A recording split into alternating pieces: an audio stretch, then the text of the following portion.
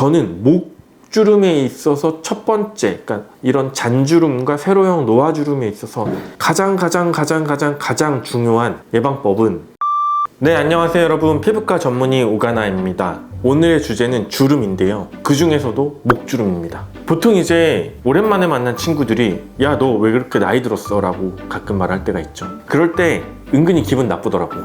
여러분도 한 번쯤 경험하셨을 거예요. 근데 이게 과연 어떤 요소 때문에 나에게 이런 말들을 하는 걸까라는 것들을 잘 생각해 봤을 때 그 중에 결정적인 포인트는 탄력과 주름입니다. 그래서 친구들 중에 나만 나이 들어 보이고 같은 나이인데도 저 친구는 굉장히 어려 보이고 나는 늙어 보이고 여러 가지 요인들이 있어요. 뭐 눈썹의 밀도라든가, 그리고 머리숱의 밀도, 그리고 얼마나 또 검은지, 또 흰머리가 많으면 확실히 늙어 보이거든요. 이런 부분들도 이제 몇 가지 요소 중에 하나겠지만은 그 중에서 가장 중요한 건 역시나 주름과 그리고 탄력입니다. 보통 우리가 이제 나이가 들어 보일 때 조금 결정적인 부분들은 뭐 이를테면은 팔자주름, 눈가주름, 입가주름인데, 요즘 얼굴에 대해서는 너무나 많은 관리들을 다들 하고 계시기 때문에 사실 나이를 가늠하기 힘들어요.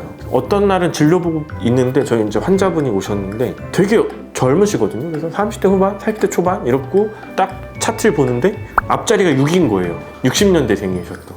깜짝 놀란 적도 있습니다. 그만큼 관리를 꾸준하게 하고 열심히 하면은 이제 늙지 않는 그런 세상이 온 것 같은데, 이제 그분들 중에서도 좀 차이가 나는 부분이 있어요. 그 부분이 어디냐? 바로 목, 그리고 손입니다. 손. 근데 오늘은 손은 넣고 목주름에 대해서만 좀 얘기를 해볼까 해요. 보통 그러면 사람들이 이렇게 얼굴이나 이런 쪽은 안티에이징 관심 많고 관리를 철저하게 하는데, 그럼 목은 왜 방치를 하느냐? 사실 목은 은근히 얼굴이랑 가까이 있지만 상대적으로 신경 쓰기가 쉽지 않은 부분이에요. 그래서 목주름은 생각보다 방치하기 쉽고, 그리고 포기하시는 분도 많고, 또 그냥 지내다가 갑자기 나빠지시는 분들도 많아요. 그래서 이런 목주름의 원인은 무엇이고, 종류는 어떤 게 있고, 그리고 또 해결책은 어떤 건지 오늘 집중 탐구해서 알아보도록 하겠습니다. 일단 목주름은 두 종류로 나뉩니다. 영상을 보시는 분들은 잠시 영상을 멈추거나 아니면 제 이야기를 들으시면서 거울을 한번 보세요.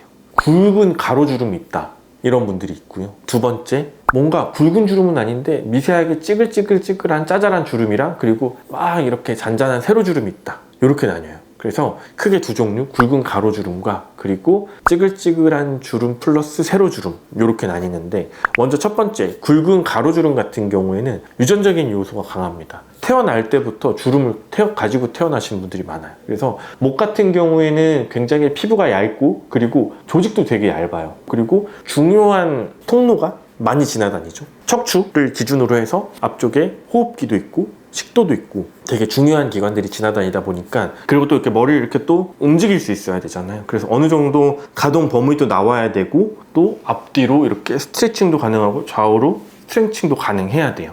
그러다 보니까 사실 상대적으로 주름에 굉장히 취약한 기관인데, 여기에 이제 피부 분절이 어떻게 나냐에 따라서 태어날 때부터 아쉽게도 가로주름이 있으신 분들이 있어요. 근데 이런 분들 같은 경우에 이제 가로주름이 있는데 높은 베개를 베고 자는 습관이 있으신 분들은 점점 이 목이 접히면서 그런 주름들이 더 심해지는 습관까지 가지고 계시죠. 그래서 이런 분들 같은 경우에는 보통 어떤 식으로 해결을 하느냐? 첫 번째는 우선은 타고난 건 어쩔 수 없잖아요. 타고난 건 어쩔 수 없기 때문에 우선은 생활습관 개선이 중요합니다. 그래서 주름이 심해지지 않게끔 목이 이 방향이 아니라 이 방향이 될 수 있게끔 스트레칭을 해주는 방법이 되게 필요해요. 근데 사실 우리가 생활할 때 목이 이렇게 되는 것 중에 첫 번째는 공부하거나 책을 볼 때, 그리고 두 번째는 요즘에 가장 많이 하는 핸드폰 볼 때 이렇게 되는 경우가 많거든요. 그래서 이런 습관들 피해 주셔야 되고요. 두 번째는 잠잘 때, 아까 살짝 말씀드렸듯이 높은 베개를 하고 자면은 이렇게 됩니다. 그럼 목주름이 심해지겠죠. 그래서 반대로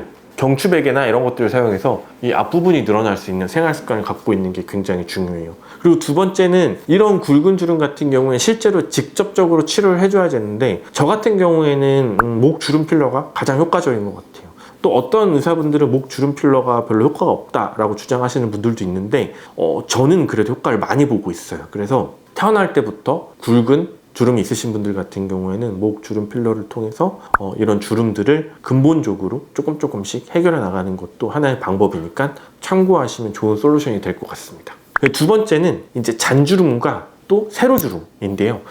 이 목주름 같은 경우에는 전형적인 노화형 목주름에 해당이 됩니다. 그래서 이제 우리가 나이가 들면서 목 피부가 되게 얇다라고 말씀드렸잖아요. 근데 얇은데 우리가 보통 목을 가리는 기간은 사실 겨울에 목폴라를 입지 않는 그 기간을 제외하고는 모든 계절 목은 드러나 있어요. 얼굴과 목은 드러나 있는데 얼굴은 상대적으로 두꺼워서 같은 양의 자외선에 노출이 됐을 때 얼굴은 그래도 비교적 데미지를 덜 받지만 목 같은 경우에는 실제로 데미지에 굉장히 취약합니다. 그래서 목이 까맣게 타는 건 전혀 문제가 아닌데 그렇게 까맣게 탈 정도면은 안에 있는 목 속 피부에 있는 진피층에 있는 모든 조직들의 DNA 가닥은 다 조각조각 났다는 거거든요. 즉 콜라겐도 분해되기 시작하고 그런 거에 따라서 계속 노화가 진행되기 시작했다는 거예요. 그래서 저는 목 주름에 있어서 첫 번째, 그러니까 이런 잔주름과 세로형 노화주름에 있어서 가장 중요한 예방법은 선크림입니다. 선크림. 앉으나 서나 선크림. 깨어 있으나 자고 있으나 선크림. 그래서 가장 좋은 건 목을 가려주는 거예요. 자외선으로부터 물리적으로 그냥 딱 감아서 가려주는 건데 그러기 쉽지 않으니까요. 여러분 선크림을 목에도 조금 잘 발라주셔야 되고 손등에도 되게 잘 발라주셔야 돼요. 이렇게 피부가 얇은 쪽 같은 경우에는 자외선을 차단해 주는 게 가장 중요합니다. 근데 하지만 우리가 살면서 목에 선크림 바를 일이 몇 번이나 있겠습니까? 보통 뭐 해수욕장이나 아니면 뭐 야외 활동 많이 할 때 빼고는 목에 선크림 잘 안 바른단 말이에요. 그래서 그만큼 목이 쉽게 데미지를 받고 주름도 잘 생기는 겁니다. 목 같은 경우에는 피부도 얇은데 그 밑에 있는 근육층, 플라티즈마라는 이제 근육이 있는데 이 근육이 이런 식으로 싸고 있거든요. 이 근육도 굉장히 얇아요. 그래서 우리가 이제 침을 삼키거나 이렇게 목에 힘을 줄 때 이런 식으로 이제 근육이 움직이면서 겉에 주름을 만들거든요. 그래서 굉장히 얇은 조직이기 때문에 자외선에 취약하고 자외선 차단이 굉장히 중요하다라는 걸 알고 계시면 좋을 것 같고요. 이미 좀 주름이 생겼거나 혹은 이제 주름이 생길 걸 예방하는 차원에서 자기 전에 스티바이 같은 이제 크림을 바르시는 분들도 있는데 생각보다 물론 장기적으로 봤을 때는 도움이 되겠지만은 단기적으로 발랐을 때 주름이 개선되네 라고 느끼시는 분들은 굉장히 적을 거예요. 또 바르다 보면은 효과가 있는 것 같기도 하고 없는 것 같기도 하고 물음표 하다가 대부분 바르다가 멈추세요. 그래서 저는 스티바이는 뭐 꾸준히 바르면 자극만 없으면 도움이 된다라고 생각은 하지만 막상 우리 생활 습관에 집어넣어서 꾸준하게 관리하기는 쉽지 않은 그런 치료법이기도 해요. 이제 세 번째 치료는 피부 관리인데요. 목주름 같은 경우에는 피부가 되게 얇다고 했잖아요. 그래서 저는 개인적으로 고주파 치료를 굉장히 선호합니다. 그래서 저희 병원 같은 경우에는 써마지 치료, 그리고 마이크로웨이브를 활용한 온다 치료, 그리고 체충격파를 이용한 레미나스 치료, 그리고 또 인모드, 그리고 약한 이제 초음파 계열의 리니어지 같은 그런 종류의 치료를 피부의 조직의 두께, 연령대, 처짐의 정도 이런 부분을 따라서 효과적으로 컨비네이션 하면서 치료를 하고 있고 당장 드라마틱한 효과는 없을지언정 이런 것들이 반복되면서 서서히 개선된 효과를 보실 수 있어요. 그리고 적어도 나빠지는 걸 예방할 수 있어요. 그래서 가장 좋은 방법은 자외선 차단을 꾸준하게 하는 거, 그리고 두 번째는 1년에 한 번 혹은 2년에 한 번씩 피부과에 찾아가서 고주파 시술 같은 걸로 목도 같이 얼굴 관리할 때 조금 추가로 관리하는 것이 현실적으로는 가장 베스트가 아닐까라는 생각을 해봅니다.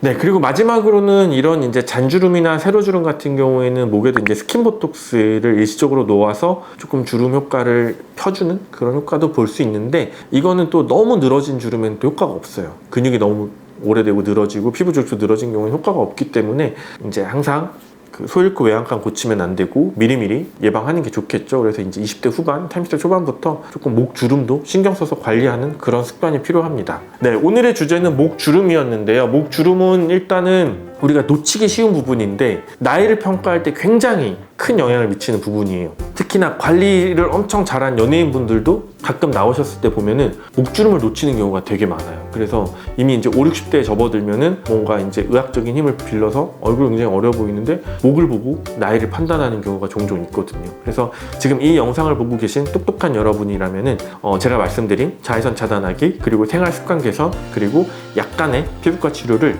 일찍부터 시작하셔서 효과적으로 목 주름을 예방하시길 바라겠습니다. 네, 지금까지 목 주름에 대해서 말씀드린 피부과 전문의 오관아였습니다. 감사합니다.